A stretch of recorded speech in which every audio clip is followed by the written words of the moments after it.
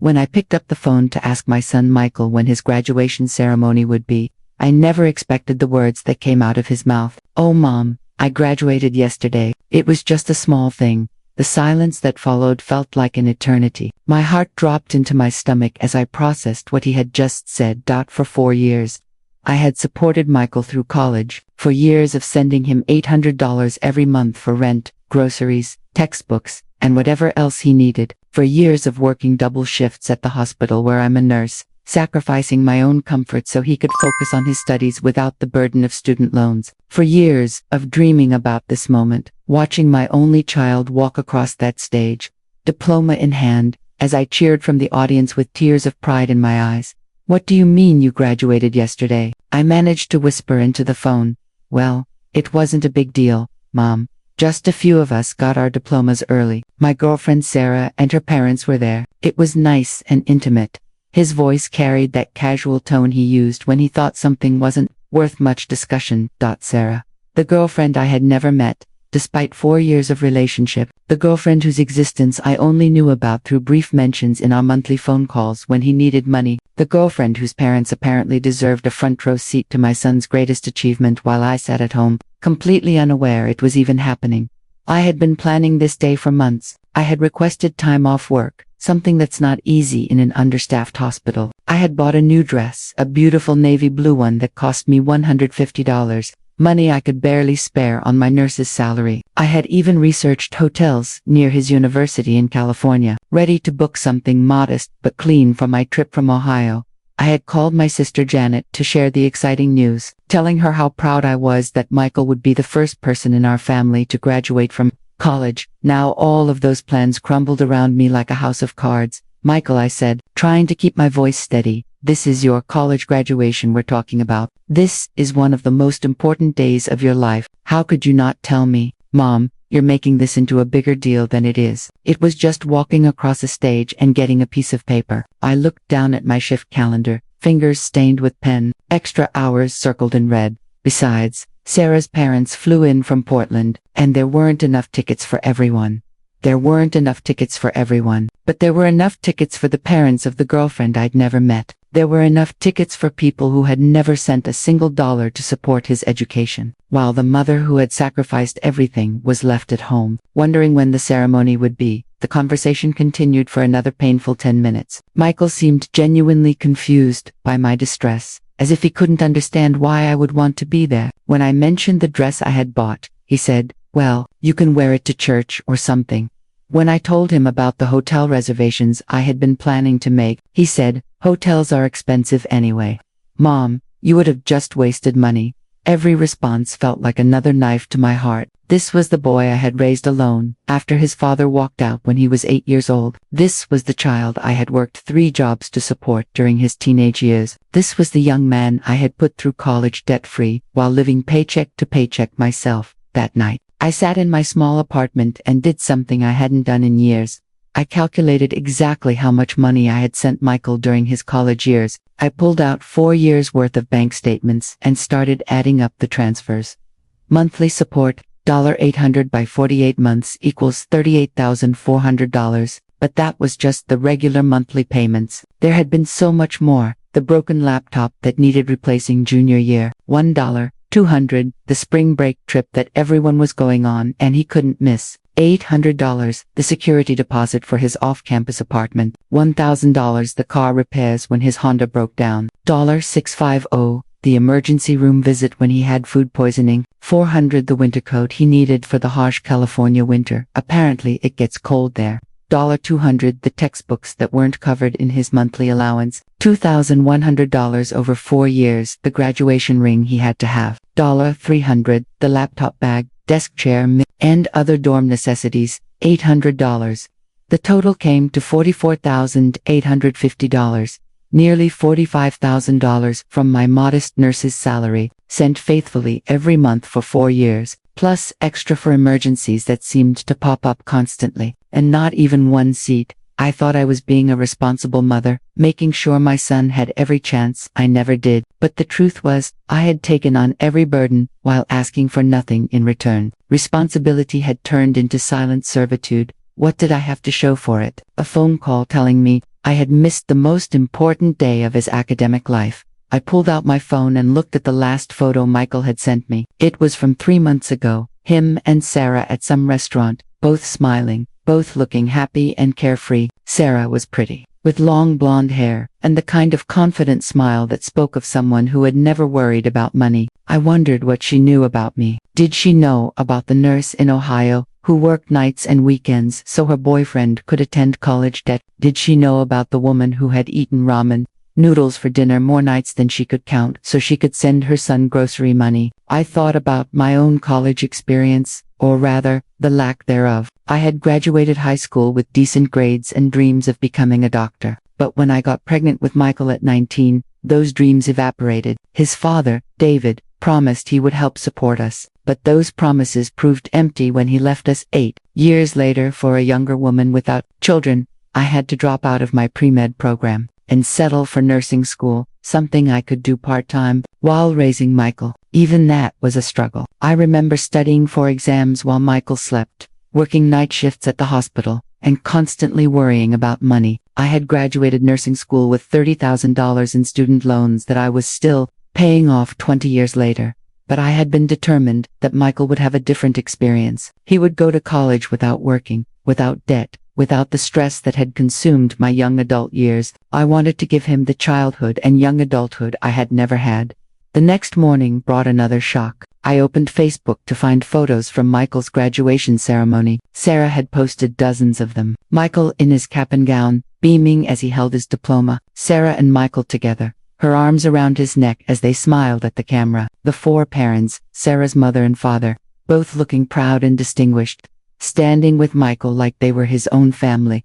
But the photo that broke my heart was the group shot. Michael surrounded by Sarah's entire extended family, aunts, uncles, grandparents, cousins. My son had a family that wasn't me. At least 20 people had been there to celebrate his achievement. 20 people who barely knew him had been deemed worthy of witnessing this milestone, while his own mother sat alone in Ohio, completely unaware it was happening. Maybe this was my fault. Maybe I had made Michael so comfortable that he forgot who paid the price for it. Had I confused love with duty? Had I raised a son who thought responsibility was a debt to be collected, not a bond to be honored? I scrolled through the comments, each one feeling like salt in an open wound. So proud of our future son. Sarah's mother had written, future son. They were apparently discussing marriage, while I didn't even know graduation had occurred. Welcome to the family, Michael, commented what appeared to be Sarah's aunt. We love you already. Such a smart, handsome young man. Sarah is so lucky, wrote another relative. Can't wait for the wedding, added someone else. Family, wedding. They were all talking about Michael's future as if I didn't exist, as if the woman who had raised him single-handedly for 14 years was irrelevant to his story. I looked more closely at the photos. Sarah's parents looked to be in their early 50s, well-dressed and clearly comfortable financially. Her father wore an expensive-looking suit and watch. Her mother's jewelry looked real. They were the kind of people who could afford to fly across the country on short notice to attend a graduation ceremony. They were everything I wasn't. Successful, married, financially secure. They probably lived in a nice house, in a good neighborhood. They probably took family vacations every year. They probably never worried about whether they could afford groceries or if their car would pass inspection. And now they were Michael's family. They were the people he chose to share his important moments with. I tried calling Michael that afternoon, but he didn't answer. I left a voicemail asking him to call me back, trying to keep the hurt out of my voice. Hi, sweetheart, it's Mom. I saw the photos from graduation on Facebook. You looked so handsome in your cap and gown. Could you call me back when you get a chance? I'd love to hear all about it. He finally called 3 days later, and I could hear voices in the background, Sarah's voice, and others I didn't recognize. Hey Mom, sorry, I've been busy. Sarah and I have been celebrating and spending time with her family before they fly back to Portland. Michael, we need to talk about what happened. What do you mean? Nothing happened. You graduated from college without telling me. You celebrated with Sarah's family while I sat at home having no idea. He sighed. That exasperated sound children make when they think their parents are being unreasonable. Mom, I told you it wasn't a big deal. It was just a ceremony. You're acting like I got married or something. It was your ceremony. Michael, your graduation from college. I've been supporting you for 4 years, and I've never asked for much in return. I've never complained about the sacrifices, but I thought I'd at least be invited to watch you graduate. Look, I'm sorry you're upset, but Sarah's parents were already coming, and they only give each graduate so many tickets. I had to make a choice, and you chose them over me. It's not like that. Then what is it like, Michael? Help me understand how the mother who put you through college doesn't deserve a seat at your graduation. The silence stretched between us for so long, I wondered if the call had dropped. In the background, I could hear Sarah's voice saying something about dinner reservations. Mom, you're being dramatic. There will be other celebrations. What other celebrations? This was it, Michael. This was the celebration. You can't graduate from college twice. Sarah's parents are having a party for me next weekend. Maybe you could drive out for that. The casual way he suggested this, as if I should be grateful for the scraps of his achievement, made something inside me snap. That was the moment I stopped being his ATM.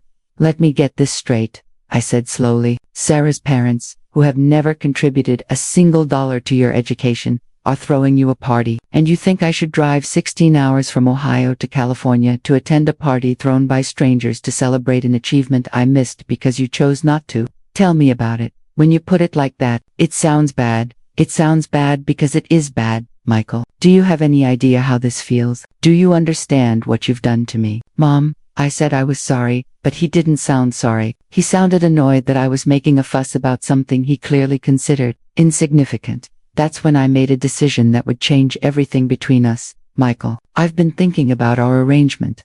What arrangement? The $800 I send you every month, the emergency funds, all of it. What about it? I'm going to stop. The silence was immediate and sharp. Even the background voices seemed to stop.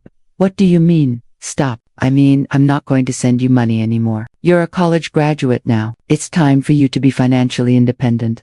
Mom, wait, you can't just stop. I have rent, I have expenses. Sarah and I are planning to move in together, and we need first month's rent and a security deposit. There it was. Sarah again. They were planning a life together, making decisions together, and once again, I was just expected to finance it. Michael, you just graduated with a degree in computer science from a prestigious university. You should be able to get a job and support yourself. It's not that easy, Mom. The job market is competitive. It might take months to find something. And even then, starting salaries aren't that high. Then maybe you should have thought about that before excluding me from your graduation. Maybe you should have valued the person who made it possible for you to earn that degree without student loans. Are you seriously going to punish me financially because you're upset about the graduation thing? The graduation thing, for years of sacrifice, reduced to the graduation thing. This isn't punishment, Michael. This is reality. You're 22 years old with a college degree. You're old enough to make decisions about who deserves to be part of your life. And I'm old enough to make decisions about how I spend my money. Mom, please, I need that money. Just until I get on my feet. You should have thought about that before you decided I wasn't important enough to be at your graduation. I hung up the phone, my hands shaking. For the first time in 4 years, I had said no to my son. The reality of what I had just done hit me like a truck. For 4 years, Michael had been my purpose, my priority, my reason for working extra shifts and denying myself small comforts. Now, suddenly, that was over. I walked around my apartment, really looking at it for the first time in years. The furniture was old and worn. The carpet had stains from where I had spilled coffee while rushing to get ready for work. The kitchen appliances were at least 15 years old. The bathroom faucet had been dripping for months, but I had kept putting off calling a plumber because the money always seemed to be needed for something else. Usually something Michael needed. For 4 years, this place had been barely livable because every extra dollar went to Michael. I had told myself it didn't matter, that I was investing in his future. But looking around now, I realized I had been living like a monk while my son lived comfortably in California. The next few days brought a barrage of texts and calls. Michael called twice daily, each time with increasing desperation in his voice. Mom, I really need the money for this month's rent. My landlord is understanding, but he can't wait forever. Mom, Sarah's parents are starting to ask questions about why I can't contribute more to our apartment hunt. Mom, I had a job interview, but I need money for a professional wardrobe. All my clothes are just college clothes. Mom, My car needs new tires, and I don't have the money. It's not safe to drive. To each message, I gave the same response. You're a college graduate now. It's time to support yourself. I had to turn off my phone during work shifts because the constant buzzing was disrupting my patient care. When I turned it back on, there would be 5 or 6 messages waiting, each one more desperate than the last. By the end of the first week, his tone began to change. Mom, I understand you're upset, but you can't just cut me off. I've been depending on that money for 4 years. I made decisions based on having your support.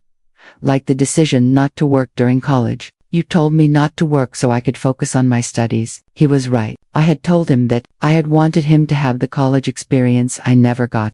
To focus entirely on his education without the distraction of part-time jobs. I had worked double shifts so he wouldn't have to work at all, and I also assumed I would be part of celebrating your achievements. Plans change, Michael. But Mom, this is different. This is my livelihood we're talking about, and my graduation was my heart we were talking about. Apparently, my heart was less important than Sarah's parents' convenience. By the second week, the calls became more manipulative.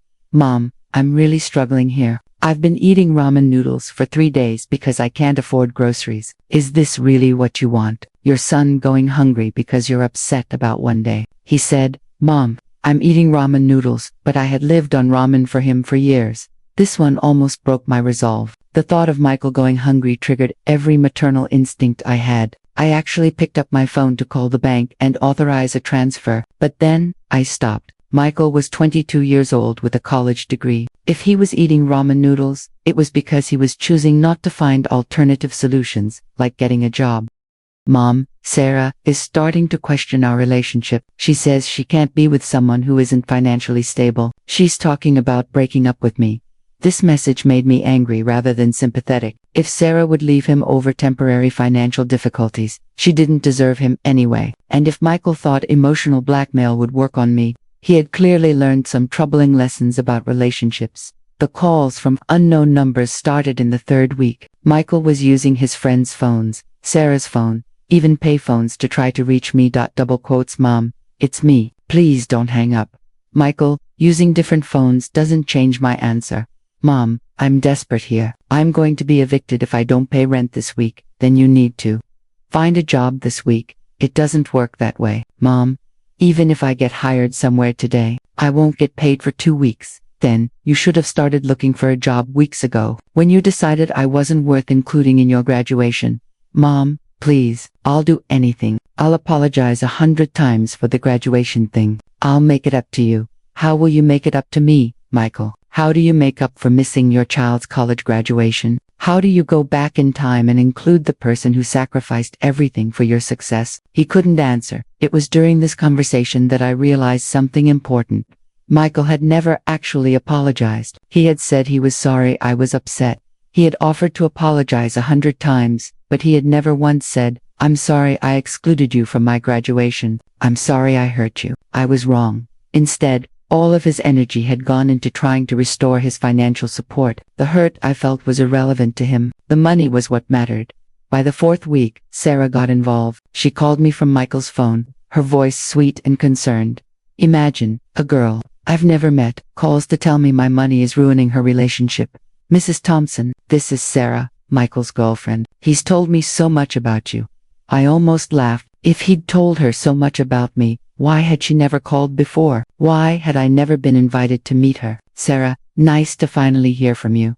Mrs. Thompson, I think there's been a misunderstanding about the graduation. Michael really wanted you there, but my parents had already made plans, and we only had limited tickets. Sarah, with all due respect, you don't know what Michael really wanted. If he'd wanted me there, he would have found a way to make it happen. People find ways to make room for the people who matter to them. But Mrs. Thompson, the tickets were so limited, and my parents had already bought plane tickets. Sarah, your parents could have changed their flights. Your extended family could have skipped the ceremony. There were solutions if Michael had wanted to find them.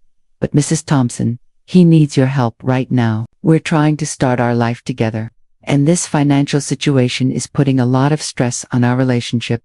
The audacity was breathtaking. This girl I'd never met was calling to tell me that my financial decisions were affecting her relationship with my son. Imagine, a stranger, blaming my money for her romance. Sarah, that stress is exactly what every other 22-year-old feels when they graduate college and have to start supporting themselves. It's called becoming an adult, but you've been helping him for so long. Why stop now? Because support should be mutual. For 4 years, I supported Michael financially. When it came time for emotional support, when it came time for him to include me in the most important day of his academic life, I was left out. Mrs. Thompson, I'm sure we can work this out. Maybe you could come visit us, and we could all sit down and talk. I'd love to meet you properly. I appreciate the offer, Sarah, but I think Michael needs to figure out how to be independent before he starts planning a life with someone else. And frankly, if your relationship can't survive a few weeks of financial difficulty, maybe it's not as strong as you both think.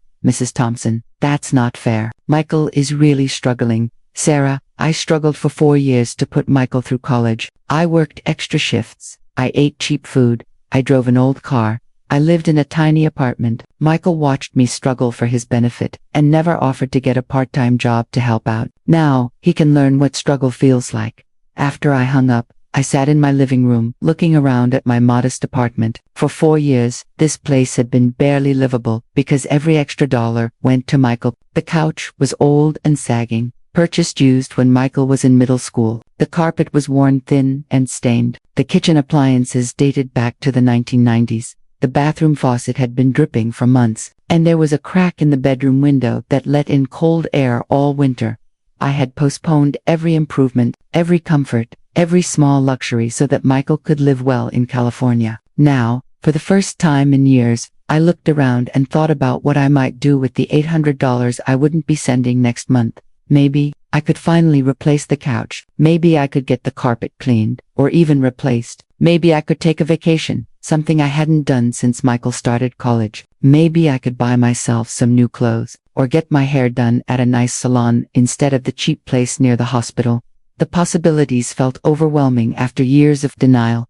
I decided to call my sister Janet, who lived in Florida. We had grown apart during Michael's college years because I had been so focused on supporting him financially that I rarely had money or time for anything else, including maintaining relationships. Evelyn, oh my God, is everything okay? You never call during the week. I'm fine, Janet. Actually, I wanted to tell you something. Michael graduated from college. That's wonderful. When is the ceremony? I'd love to come up for it. The familiar pain hit my chest. The ceremony already happened. Yesterday. Actually, yesterday. But you didn't. Wait, you weren't there. I told Janet the whole story. About the phone call, about discovering through Facebook that Michael had graduated, about seeing photos of him surrounded by Sarah's family. Evelyn, I am so sorry. That is absolutely horrible. How could he do that to you? I don't think he even realizes how horrible it was. He keeps saying it wasn't a big deal and I'm being dramatic. It's a huge deal. You put that boy through college. You worked yourself to the bone for 4 years to give him opportunities you never had. The least he could do was make sure you were there for his graduation. I cut off his financial support. There was a long pause. Good, Janet said firmly. It's about time. You think I did the right thing. Evelyn, I've been watching you sacrifice everything for that boy for years. Do you know how long it's been since we talked about anything other than Michael and how much money you were sending him? Do you know how long it's been since you did anything for yourself? I realized she was right. For 4 years, every conversation with friends and family had centered around Michael's achievements, Michael's needs, Michael's expenses. I had become completely defined by my role as his financial supporter. I wasn't a woman anymore. I was a wallet with a pulse.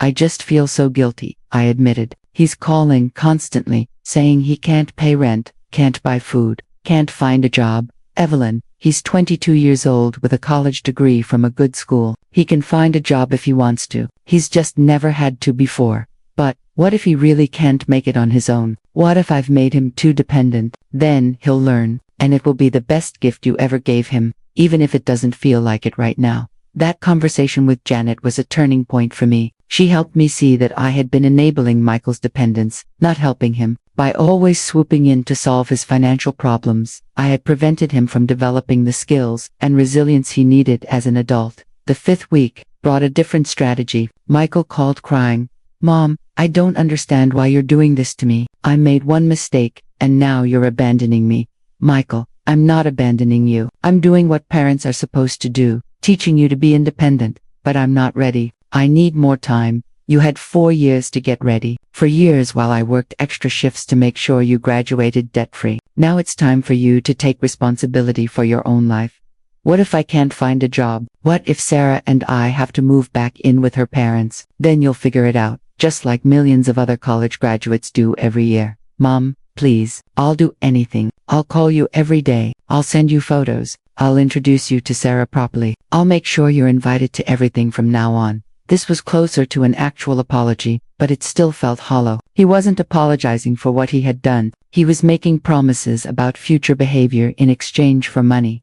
Michael, those are things you should have been doing all along, not bargaining chips to get money. But Mom, I promise things will be different. Why should I believe that? For 4 years, you've treated me like a bank account. The only time you call is when you need money. You didn't even tell me you were in a serious relationship until you needed me to help pay for things related to that relationship. You excluded me from the most important day of your academic life, and you still don't seem to understand why that was wrong. I do understand. I made a mistake. What mistake did you make, Michael? Tell me exactly what you did wrong. There was a long pause. I should have told you about the graduation. That's not enough, Michael. What else? Another pause. I should have made sure you could be there. It was phrased as a question, like he wasn't sure that was the right answer.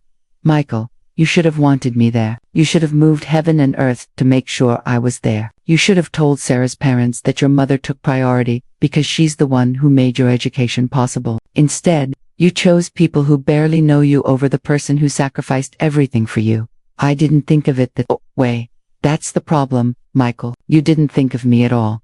By the 6th week, I heard through a mutual acquaintance that Michael had moved in with Sarah's parents in Portland. Sarah's father had helped him get an entry-level job at a tech company where he worked. They were supporting him while he got on his feet. I should have felt vindicated. I should have felt satisfied that my point had been proven. Instead, I felt an overwhelming sadness. My son had replaced me so as Sarah's family had stepped in without hesitation to provide what I had been providing for years. But there was something different about their support. They welcomed him into their family. They included him in their celebrations. They treated him like a son, not just a recipient of financial aid. It made me wonder, what had I done wrong? Why had Michael chosen them over me? Why had he been willing to include them in his important moments while excluding me? The answer, when it came to me, was painful but clear. Sarah's family had never made him feel guilty for needing help. They had never kept track of how much they spent on him. They had never made him feel like he owed them anything in return. Their support came with unconditional love and acceptance.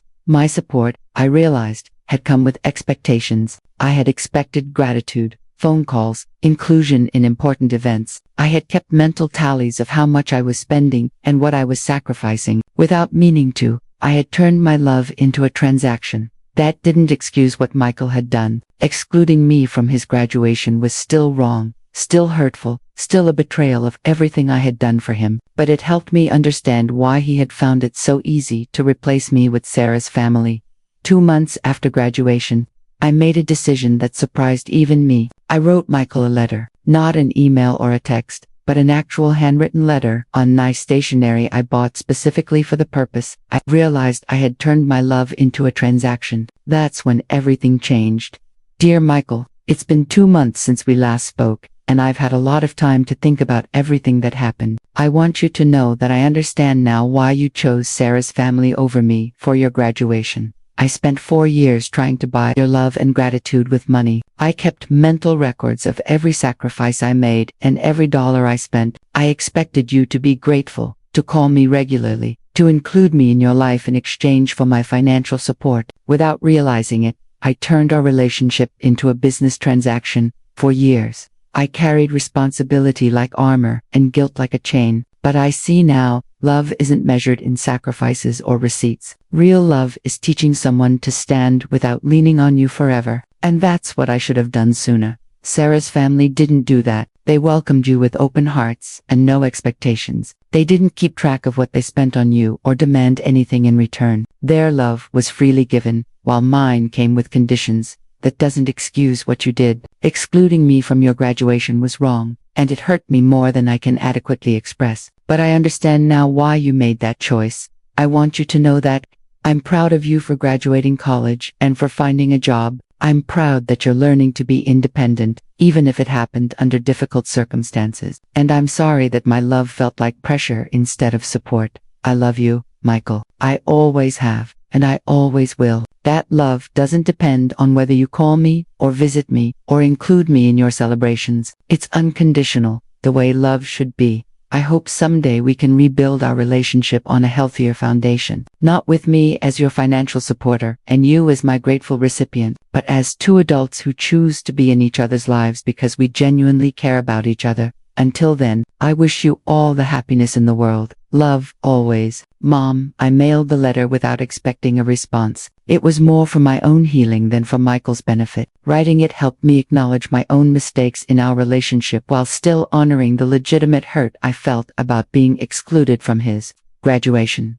3 weeks later, I received a letter in return, not an email or a text, but an actual handwritten letter on expensive stationery. For the first time, he didn't ask for money. He asked for forgiveness. Dear Mom, I read your letter probably 20 times before I could even begin to think about how to respond. You're right about a lot of things, and I'm sorry it took me so long to see them clearly. You're right that I treated you like a bank account instead of my mother. You're right that I took your sacrifices for granted. You're right that excluding you from my graduation was wrong and hurtful. But you're wrong about one thing. Your love never felt like pressure to me. What felt like pressure was the knowledge that you were sacrificing so much for me. And I couldn't seem to make you happy no matter what I did. I felt guilty every time you sent me money, because I knew how hard you worked for it. I felt guilty every time you mentioned something you couldn't afford because I knew it was because you were supporting me. I stopped calling you regularly not because I didn't care, but because every conversation reminded me of how much I was taking from you. I excluded you from my graduation not because I preferred Sarah's family, but because I was ashamed of how dependent I had become on you. I didn't want you to see me graduate and think about how much it had cost you. I know that doesn't excuse what I did. I know I hurt you terribly, and I'm sorry for that. I'm sorry for being selfish and thoughtless. I'm sorry for not appreciating everything you did for me. I'm sorry for making you feel like your love was conditional, when the problem was that I felt unworthy of receiving it.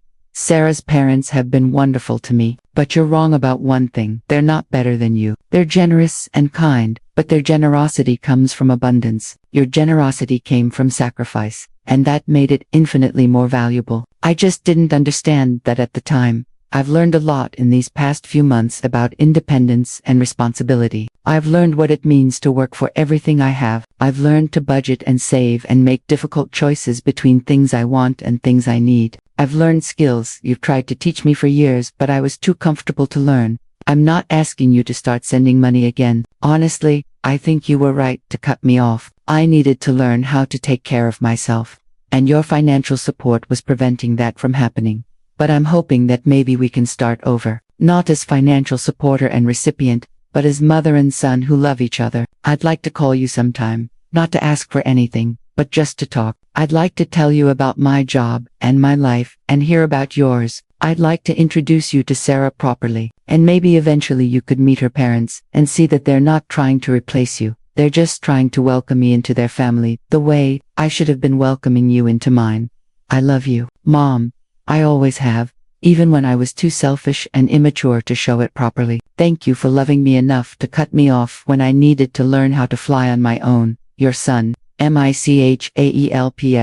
I'm planning to save up money so I can fly you out here for a proper celebration. I know I can't redo my graduation, but I want to have a ceremony of our own, just you and me, to celebrate what we accomplished together. I read the letter 3 times. Tears streaming down my face. For the first time in months, they weren't tears of hurt or disappointment. They were tears of hope. The letter showed me a side of Michael I hadn't seen before. A young man capable of taking responsibility for his mistakes and genuine empathy for how his actions had affected others. More importantly, he had finally given me what I had been waiting for all along. A real apology that acknowledged what he had done wrong and how it had hurt me. I picked up the phone and dialed Michael's number. He answered on the first ring. Mom. Hi, sweetheart. Did you get my letter? I did. And Michael, yes, I forgive you. And I'm proud of you, not just for graduating, but for writing that letter, for understanding what went wrong and taking responsibility for it. We talked for 2 hours, really talked.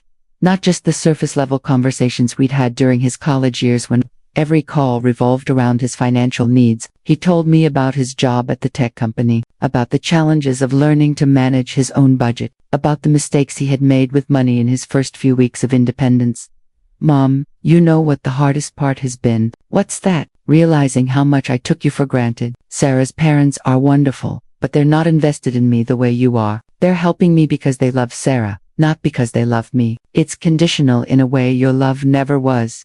Michael, my love was never conditional. My financial support became conditional, but my love for you never changed. I know that now. I'm sorry it took me so long to understand the difference. He told me about Sarah, really told me about her this time, about how they had met in their sophomore year, about her studies in environmental science, about her dreams of working for a non-profit organization focused on climate change. He told me about her family's reaction when he first moved in with them. Sarah's mom, Linda, asked me about you right away. He said she wanted to know why you weren't at graduation, and when I told her the story, she was horrified. She said if one of her children excluded her from something that important, she would be devastated. What did you tell her? I told her the truth, that I had been selfish and thoughtless, and that I had hurt the most important person in my life. She said she hoped someday I would find a way to make it right. We talked about his work, about the entry-level position Sarah's father had helped him secure at the software company. It wasn't glamorous, mostly testing code and fixing minor bugs, but it paid enough for him to contribute to household expenses and start building some savings. I'm actually grateful for the work, he said. For the first time in my life, I understand what it means to earn something. Every dollar I make feels different than the money you used to send me. How so? It's mine, really mine. I don't have to feel guilty about spending it because I worked for it, but also, I understand now how hard it is to earn money. When I buy something, I think about how many hours I had to work to afford it. I never did that with your money. As our conversation continued, I felt something I hadn't felt in months. Genuine connection with my son. Not the obligatory check-ins driven by financial need, but real communication between two people who cared about each other. Mom, I want to ask you something, and I want you to be honest. Okay, are you happy? I mean, now that you're not supporting me financially, are you doing things for yourself? It was such a simple question, but it caught me off guard. When was the last time anyone had asked me if I was happy? I'm learning to be, I said honestly. For 4 years, my whole identity was wrapped up in being your financial supporter. Now I'm trying to figure out who I am without that role. What have you been doing? I told him about the changes I had started making, about finally getting the carpet in my apartment cleaned, about buying myself some new clothes, about the small vacation I was planning to visit Janet in Florida. You're going to see Aunt Janet. That's great. Mom, you haven't seen her in years. I couldn't afford to travel while I was supporting you through college. The silence that followed was heavy with understanding. Mom, I want you to know something. Sarah and I have been talking about the future, about marriage, about what kind of life we want to build together. And I've told her that any future we plan has to include you, not as our financial backup, but as my mother, as someone important to both of us. I'd like that. Michael, would you be willing to meet her? Really meet her, not just a phone call. Maybe we could video chat, or maybe someday you could visit us here, or we could come to Ohio. The invitation meant more to me than he probably realized. For the first time in years, I was being included rather than expected to finance someone else's plans. I'd love to meet Sarah properly, and Mom, I want to meet your friends too. You mentioned in your letter that you've been making new connections. I want to know about your life, not just be a burden on it. After we hung up, I sat in my apartment with a feeling I hadn't experienced in years, hope for the future of our relationship. Over the next few weeks, Michael and I established a new pattern of communication. He called me every Sunday, not to ask for money, but just to talk. He told me about his work week, about the projects he was learning to handle, about the colleagues he was getting to know. I told him about my shifts at the hospital, about my coworkers, about the small improvements I was making to my apartment. 3 weeks after our reconciliation call, we had our first video chat. Michael looked different, older, more mature, but also happier. There was something in his eyes that hadn't been there before, a confidence that came from knowing he could take care of himself. Mom, there's someone here who wants to meet you. Sarah appeared on the screen, and I was struck by how young she looked. She was pretty, as I had seen in photos. but in person she had a warmth and genuineness that hadn't come through in pictures. Mrs. Thompson, I am so sorry about how everything happened with the graduation. If I had known you hadn't been invited, I would have insisted that Michael figure out a way to include you. Sarah, please call me Evelyn, and thank you for saying that, Mrs. Evelyn. Michael has told me so much about you, about how you worked extra shifts to put him through college, about all the sacrifices you made. I want you to know how much I respect what you did for him. We talked for almost an hour. Sarah was studying for her master's degree in environmental science, working part-time at a research lab, and volunteering with a local conservation organization. She was clearly intelligent and driven, but more importantly, she seemed to genuinely care about Michael as a person, not just as a provider of comfort or convenience. Evelyn, I hope someday you'll come visit us here, or maybe we can come to Ohio. I'd love to show you around Portland, and I know my parents would love to meet you properly. I'd like that very much. After Sarah left the call, Michael and I talked for another few minutes. Mom, what do you think of her? I like her. Michael, she seems like a wonderful young woman, but more importantly, I can see how much she cares about you. She does. And Mom, she understands now why you cut off my financial support. She said it was probably the best thing you could have done for me, even though it was hard. She sounds very wise. She is, and she wants to get to know you better, not because she has to, but because she wants to. 2 months after our reconciliation, Michael surprised me with a package in the mail. Inside was a beautiful photo album filled with pictures from his college years, pictures I had never seen before. There were photos of him studying in the library, hanging out with friends, participating in intramural sports, volunteering at local charities. There were pictures of him and Sarah at various events and locations around their college town. But what touched me most were the handwritten captions he had added to each photo. Under a picture of him studying late in the library, thanks to Mom's support, I never had to worry about working while studying. Under a photo of him and his friends at a restaurant, Mom's monthly support made it possible for me to have experiences like this. Under a picture of him receiving an academic award, none of this would have been possible without Mom's sacrifices. The last page of the album contained a photo. I had never seen a picture of Michael on graduation day, standing alone in his cap and gown before the ceremony began. He looked nervous and excited, but there was something sad in his eyes too. The caption read, "The biggest regret of my college experience, that Mom wasn't here to share this moment with me." Along with the photo album was a letter. "Dear Mom, I put together this album because I wanted you to see that, even though I didn't always show it, you were part of every moment of my college experience, every late night studying, every social event, every achievement. None of it would have been possible without your support. No, I can never give you back the moment of my graduation, but I wanted you to see that your love and sacrifice touched every part of my college journey, even when I was too immature to acknowledge it properly. I'm saving money for a plane ticket to bring you out here for a proper celebration. Not to replace my graduation, nothing can do that, but to honor what we accomplished together. You didn't just put me through college, you taught me about dedication, sacrifice, and unconditional love. I may have graduated with a degree in computer science, but the most important lessons I learned came from watching you work tirelessly to give me opportunities you never had. Thank you for loving me enough to let me fail and learn and grow up. Thank you for cutting me off when I needed to learn independence. And thank you for forgiving me when I finally understood what I had done wrong. I love you, more than I ever knew how to express. Your grateful son, Michael. I cried as I read the letter and looked through the album. These weren't tears of sadness or hurt, but tears of joy and relief. My son had finally understood not just what I had done for him, but why it mattered. 3 months later, Michael made good on his promise. He sent me a plane ticket to Portland, along with reservations at a nice hotel near where he and Sarah lived. It was my first vacation in over 4 years. The visit exceeded all my expectations. Michael and Sarah picked me up at the airport, and I could see immediately how their relationship had matured. They were clearly partners now, supporting each other rather than one depending on the other. Sarah's parents, Linda and Robert, welcomed me into their home like family. They thanked me for raising such a wonderful young man, and acknowledged the sacrifices I had made for his education.